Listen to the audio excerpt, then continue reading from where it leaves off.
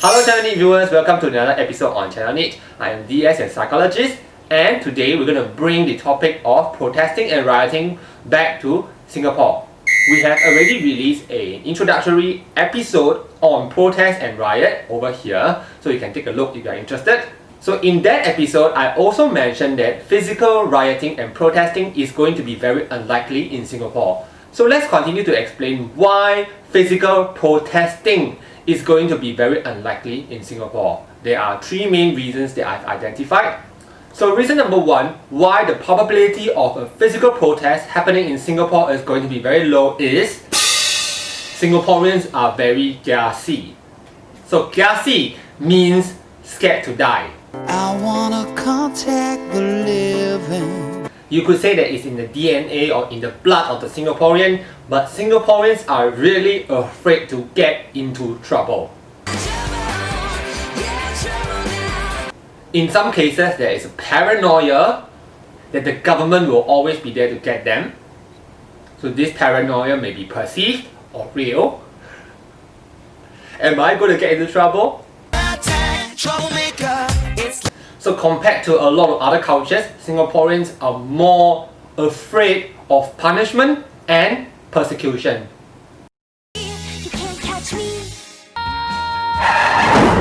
So this means that Singaporeans are very unlikely to go onto the streets in a protest. The second main reason why Singaporeans are unlikely to go on a protest, there are no huge cracks in the existing system. Good. So in Hong Kong, there is already existing tension between the Hong Kong people and the Chinese government, and in the US and across Europe, there is already deeply rooted racism. So all you need is a trigger like George Floyd that would trigger a full-blown protest and a riot. So just pull the trigger. So in Singapore, you don't exactly find this kind of huge crack in our societal fabric. So in Singapore, you don't exactly find this kind of huge crack in our societal fabric that warrants a protest or even a riot. So one issue that Singaporeans may be really unhappy about may be the CPF. But even that issue does not seem big enough for people to want to go out and rally. The third reason why a physical protest is unlikely in Singapore is Singaporeans actually prefer to protest online. Singaporeans generally prefer to voice their opinions online. In psychology, we can also say that Singaporeans tend to be more passive-aggressive. So Singaporeans are also more likely to team up with other strangers online to attack a particular person or the government or any other organization. So I'm going to give you two examples. One is a negative example, the other one is a positive example of how Singaporeans actually team up together. In 2009, netizens have been seen to boo a Project Superstar contestant, Huang Shiyu. So it all started from a very innocent interview between the contestant and the magazine 8 Days or 周刊.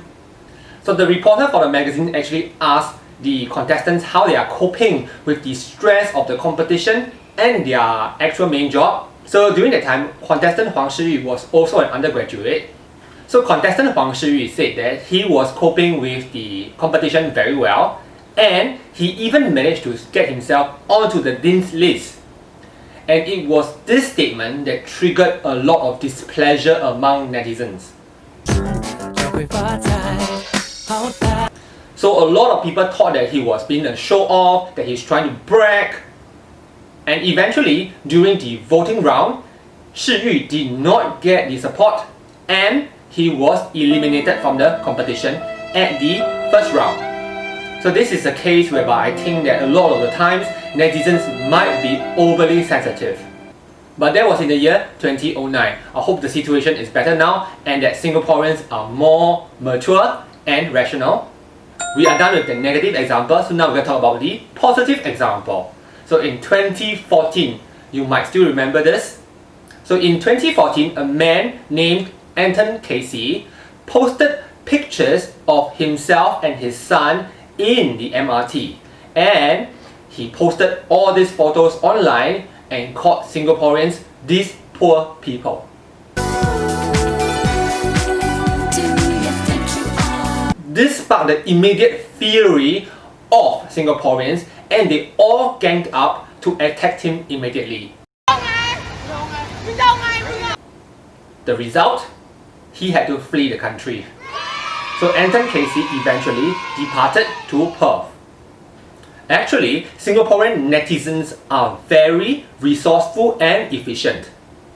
So just a voice or a side profile picture of yourself. So no matter whether you are talking rudely to a cab driver or if you are spitting at KFC at the cashier, you will be identified very, very soon. And soon you'll be gunned down by the netizen community in Singapore.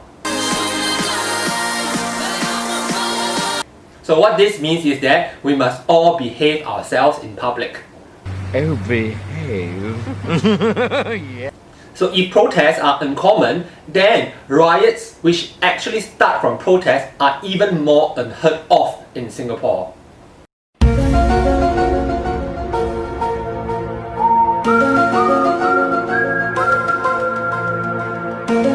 So even though a riot that starts internally from within Singapore is unlikely, it is still possible that external parties, external countries and external organizations can cause or spark some dispute in Singapore that may escalate to become a riot. So external sources that are trying to radicalize the Singaporean or trying to sow discord amongst Singaporeans, we need to safeguard ourselves against that as well. So Singaporeans, let's continue to be vigilant and always be rational when we react to online news and online threats. I hope you enjoyed this episode. If you have not subscribed, do consider subscribing. We are a channel dedicated to produce material that you cannot find anywhere else. And to our existing viewers and subscribers, thank you for supporting us so far, and we will continue to make sure that the quality of our video improves over time. Okay, so I'll see you in our next episode. Goodbye!